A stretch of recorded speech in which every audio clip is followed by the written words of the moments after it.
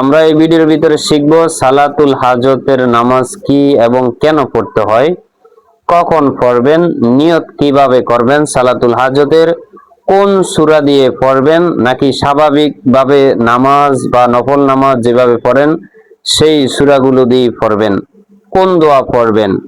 নামাজের পরে কিছু দোয়া রয়েছে, সেই দোয়াগুলো আমি শিখিয়ে দিব বা আলোচনা করে দিব, এবং সালাতুল হাজতের উপকারিতা কি ও ফজিলত কি, সকল কিছুই বিস্তারিত আলোচনা করব এই ভিডিওর ভিতরে। আপনি যদি আমাদের চ্যানেলে নতুন হয়ে থাকেন তাহলে চ্যানেলটি এখনই সাবস্ক্রাইব করে দিন। কোনো প্রশ্ন জানা থাকলে অবশ্যই আমাদেরকে কমেন্ট বক্সে বলবেন, আমরা উত্তর দেওয়ার চেষ্টা করব ইনশাআল্লাহ। সালাতুল হাজতের নামাজ, মানুষের যখন কোনো জিনিস প্রয়োজন হয়, এটি হাদিস শরীফ দ্বারা প্রমাণিত। রাসূলুল্লাহ সাল্লাল্লাহু আলাইহি সাল্লাম ফরমান যে বিভিন্ন হাদিসে রয়েছে যে মানুষের যখন কোনো জিনিসের হঠাৎ প্রয়োজন হবে, হঠাৎ অনেক কিছুরই প্রয়োজন হতে পারে, চাই সেটা টাকার হোক, অথবা ঋণ পরিশোধের হোক, অথবা চাকরি হোক, অথবা বিপদ থেকে উদ্ধার হোক, অথবা রোগ থেকে শেফা করার জন্য বা সুস্থ হওয়ার জন্য, যখনই যেই জিনিসই আপনার প্রয়োজন মনে করবেন বা প্রয়োজন, খুবই প্রয়োজন, দরকার, আর কোনো কুল নাই, সকল জিনিস শেষ হয়ে গেছে, এখন একটা বিষয় বাকি আছে, সেটা হলো প্ল্যান বি। আপনি বলতে পারেন সালাতুল হাজত। অর্থাৎ সালাতুল হাজতের নামাজ পড়লেই আল্লাহ তাআলা আপনার যেই উদ্দেশ্যে পড়বেন সেই উদ্দেশ্য বা মাকাসেদ গুলা পূরণ করে দিবেন ইনশাআল্লাহ। তো ওলামায়ে কেরামের মধ্যে অনেকেই বলেছেন যে তোমার যখন কোনো জিনিসের প্রয়োজন হয়, তোমাদের যখন কোনো জিনিসের প্রয়োজন মনে করো যে আমার এই জিনিসটা তৎক্ষণাৎ লাগবেই, তখন কি করো, 2 রাকাত সালাতুল হাজত পড়ে নাও, সাথে সাথে রেজাল্ট পেয়ে যাইবা তোমরা, বা সাথে সাথে আল্লাহ তাআলা তোমাদেরকে একটা ফয়সালায় পৌঁছায়া দিবে আল্লাহ যদি চান ইনশাআল্লাহ। সালাতুল হাজত পড়তে হলে আপনাকে পবিত্র অবশ্যই থাকতে হবে, পবিত্র হয়ে, বা শরীর পবিত্র, কাপড় পবিত্র, এবং যেখানে নামাজ পড়েন সেই জায়গাটা যেন কি হয়, পবিত্র হয়। আমরা কি করি জানেন, অনেক সময় আমরা যে নামাজ পড়ি, এই নামাজের ভিতরে মহিলাদের ক্ষেত্রে বলি এবং পুরুষদেরও ক্ষেত্রে বলি, সবারই জন্য বলি, যেই কাপড় দিয়ে পড়বি বা যে পোশাক দিয়ে আমরা পোশাক গায়ে দিয়ে পড়ি, এই পোশাকে ছোট বাচ্চার গু থাকে বা মুখ থাকে, পেশাব থাকে, অথবা এটা অন্য কোনো ওয়েতে এটা নাপাক হয়ে যায়।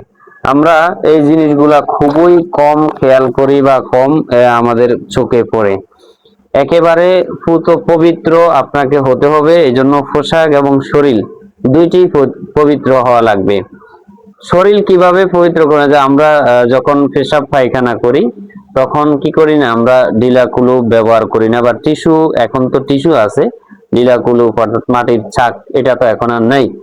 এই ঢিলা কুলুপ টিস্যু আপনাকে অবশ্যই ব্যবহার করতে হবে পর্যাপ্ত পরিমাণ, এবং ভালো করে পানি ব্যবহার করতে হবে। পুরুষ হলে একটু হাঁটাহাঁটি বা একটু সময় দিতে হবে, দাঁড়াইতে হবে। আর মহিলারা হলে মহিলাদের জন্য আপনি পেশাব করার পরে আপনি টিস্যু ব্যবহার করতে পারবেন বা পানি খরচ করে নিতে পারবেন, ঠিক আছে। তো একটু আমাদেরকে সচেতন থাকতে হবে এই পেশাবের বিষয়টা নিয়ে, কারণ পেশাব খুবই নাপাক জিনিস। এটি সামান্য এক বিন্দু পরিমাণ আপনার শরীরে লাগলে, কাপড়ে লাগলে সেটা নাপাক হয়ে যাবে। তো সালাতুল হাজতের জন্য সর্বপ্রথম আপনাকে পাক পবিত্র হইতে হবে, এবং যেই জায়গাতে পড়বেন সেই জায়গাটা পবিত্র হইতে হবে। যেই নামাজের মুসল্লায় পড়বেন সেই নামাজের মুসল্লাটাও পবিত্র হইতে হবে।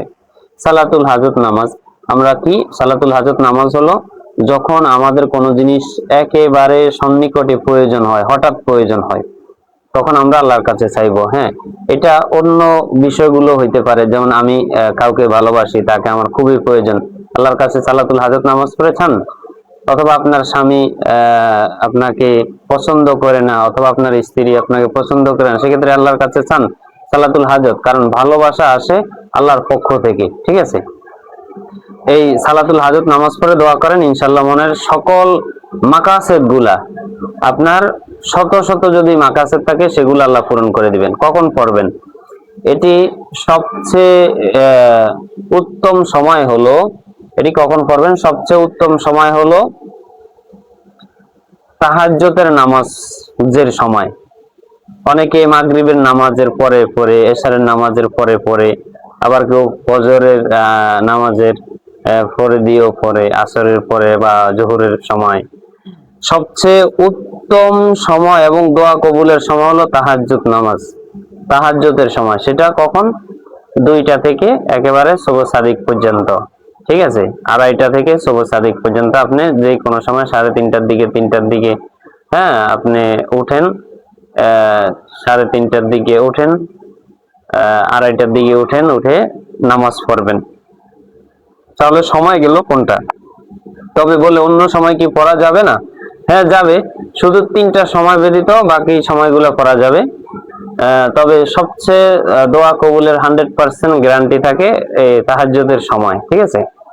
অর্থাৎ সুবহ সাদিকের আগে, এই সুবহ সাদিকের আগে আপনার ইয়ার পরে 1টার পরে বা 12টার পরে আপনি পড়লে সেটা সুন্দর হয়। দোয়া কবুল 100% এর এটা কি থাকে? ভরসা থাকে। বাকি সূর্যাস্তের সময়, সূর্য ওঠার সময়, সূর্য ডুবার সময় এবং ঠিক দুপুরে, এই সময় নামাজ পড়া নিষিদ্ধ। নিয়ত কি?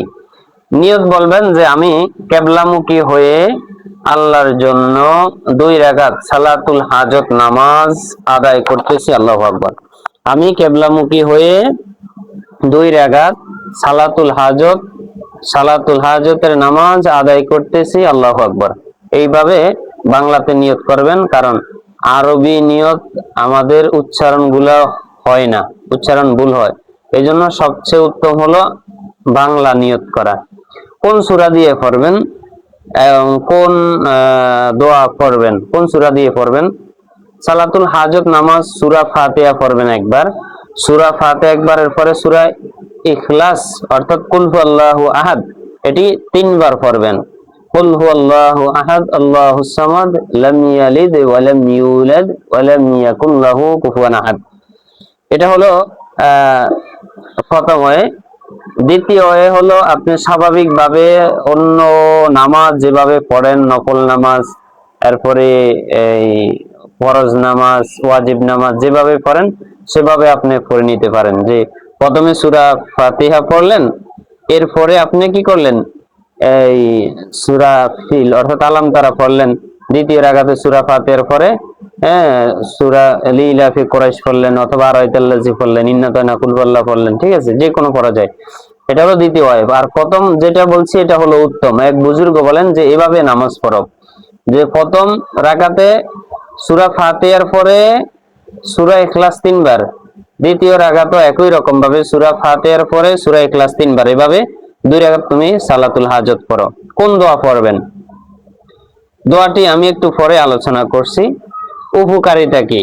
উপকারিতা হলো সালাতুল হাজত পড়ে অনেকেই, এবং এটি হাদিস থেকেও বর্ণিত আছে, সাহাবায়ে কেরাম থেকে রওয়ায়াত রয়েছে, এবং অনেক বুজুর্গরাই বলেছে যে যখন আমাদের কোনো জিনিস, তোমাদের কোনো জিনিস প্রয়োজন হবে মনে করবা, প্রয়োজন মনে করবা, সকল মানুষের কাছে চাওয়া শেষ, আর কোনো রাস্তা খোলা নাই, তখন তুমি ওই জিনিস পূরণ হওয়ার জন্য 2 রাকাত সালাতুল হাজত নামাজ পড়ো, সাথে সাথে পূরণ হয়ে যাবে ইনশাল্লাহ।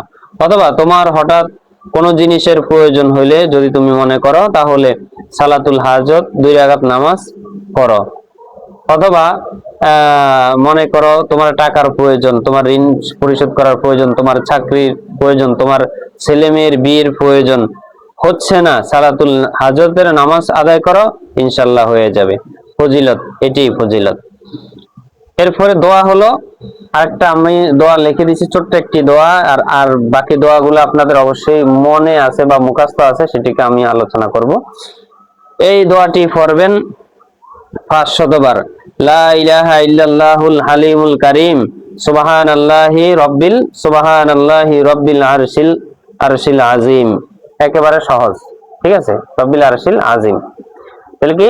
লা ইলাহা ইল্লাল্লাহুল হালিমুল কারীম, লা ইলাহা ইল্লাল্লাহুল হালিমুল কারীম। আপনারা যারা মুখস্থ নেই আপনাদের মুখস্থ করে নেবেন। লা ইলাহা ইল্লাল্লাহুল হালিমুল কারীম, সুবহানাল্লাহি রাব্বিল আরশিল আযীম। এর সাথে আরেকটি দোয়া করবেন 499 বার, সেটি হলো লা হাওলা ওয়ালা কুওয়াতা ইল্লা বিল্লাহ, লা হাওলা ওয়ালা কুওয়াতা ইল্লা বিল্লাহ। এটি পড়বেন 499 বার, আর এটি পড়বেন 500 বার। লা ইলাহা ইল্লাল্লাহুল হালিমুল কারীম, সুবহানাল্লাহি রাব্বিল আরশিল আযীম। আল্লাহ তাআলা আপনাদের সকলের মনের তামান্না গুলা, নেক মাকসাদ গুলা, যেই জন্য আপনি সালাতুল হাজত নামাজ পড়তেছেন বা পড়বেন, আল্লাহ তাআলা আপনার মনের নেক মাকসাদ গুলা পূরণ করে দেয়। আমি দোয়া করি।